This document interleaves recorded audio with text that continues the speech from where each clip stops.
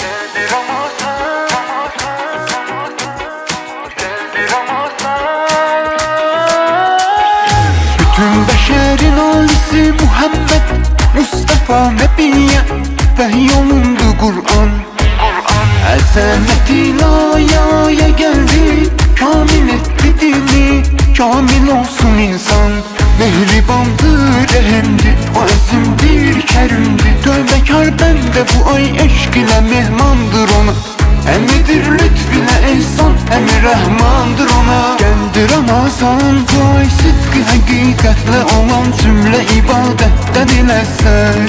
Sen oku Kur'an, temiz eşk ile ihlas ile Allah'a itaattedir izzet. Geldi Ramazan, bu ay sıdkı hakikatle olan cümle ibadetten dilersen.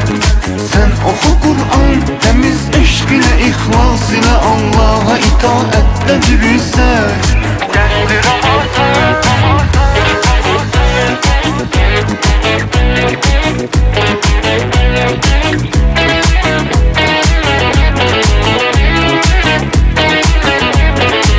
her ne varsa senin yoktu benzerin. Senin haliki alemlerin Hudaya. Ey duyan kalpleri bağışla her bendeni. Kaldır Mekke'nin Hudaya. Rabbim Rabbim her an zikrin mübarek Ramazan eşkine sen bağışla bizi. Bağışla bizi. Geldi Ramazan, bu ay zikri hakikatle olan cümle ibadette dilersen.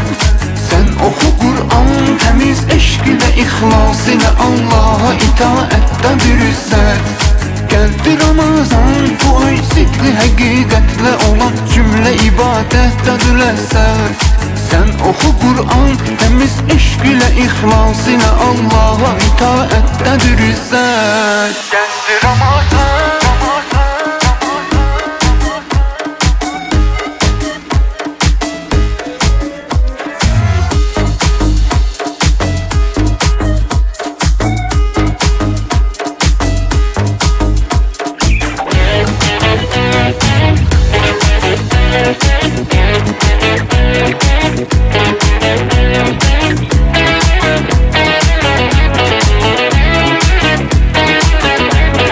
Geldi Ramazan, bu ay sıdkı hakikatle olan cümle ibadette dilersen.